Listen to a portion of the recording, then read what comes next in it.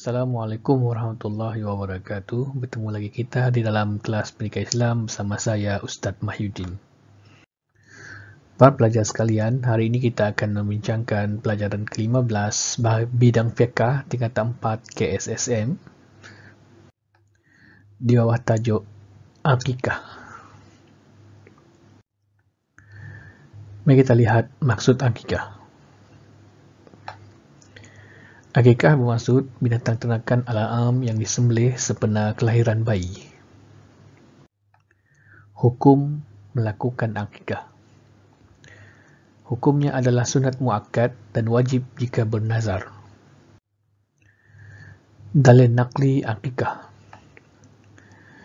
Daripada Samurah bin Jundub meriwayatkan bahawa Rasulullah sabda, maksudnya setiap anak tergadai dengan akikahnya, maka pada hari ke-7 disembelih haiwan, diberi nama dan dicukur rambutnya. Spektrum ilmu. Perkataan tergadai al-murtahin dalam hadis bermaksud anak tersebut tidak dapat memberi syafaat kepada kedua-dua ibu dan bapanya pada hari kiamat nanti jika ibu bapanya tidak melakukan akikah untuk anak tersebut. Apakah binatang ternakan al-am yang disyariatkan akikah? Unta, lembu, kerbau, kambing, dan biri-biri. Syarat sah akikah. Yang pertama, ketika menyembelih binatang hendaklah berniat akikah. Yang kedua, masa pelaksanaan akikah adalah setelah bayi dilahirkan. Yang ketiga, binatang mestilah cukup umur, unta 5 tahun dan ke atas, lembu atau kerbau 2 tahun dan ke atas, kambing 2 tahun dan ke atas, biri-biri 1 tahun atau sudah bersalin gigi hadapan setelah berumur 6 bulan. Yang keempat, bebas daripada penyakit dan kecacatan, contohnya cacat yang teruk pada satu matanya, berpenyakit yang teruk, tempang atau kurus yang melampau. Spektrum ilmu. Penyembelihan binatang akikah memadai dengan seekor kambing. Sebaik-baiknya ialah 2 ekor kambing bagi anak lelaki dan seekor bagi anak perempuan. Berdasarkan hadis Nabi yang bermaksud, Rasulullah SAW telah melakukan akikah untuk Hasan dan Husain dengan 2 ekor kibas, iaitu biri-biri, tiap-tiap seorang. Apakah perkara sunat akikah? Pertama, berdoa semasa hendak menyembelih. Yang kedua, menyembelih ketika matahari sedang naik.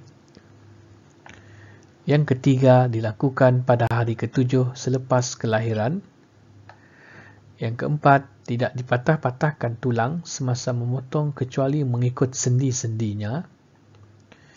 Yang kelima, mencukur rambut bayi selepas penyembelihan dan memberi nama baik kepada bayi.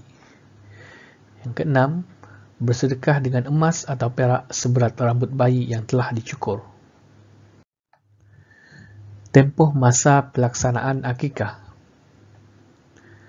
Sunat setelah sempurna kelahiran sehingga bayi itu baligh. Sunat muakkad pada hari ke-7 kelahiran bayi. Mari kita lihat pembahagian daging akikah. Yang pertama, sunat dimasak dengan masakan yang manis dan disedekahkan sesudah dimasak.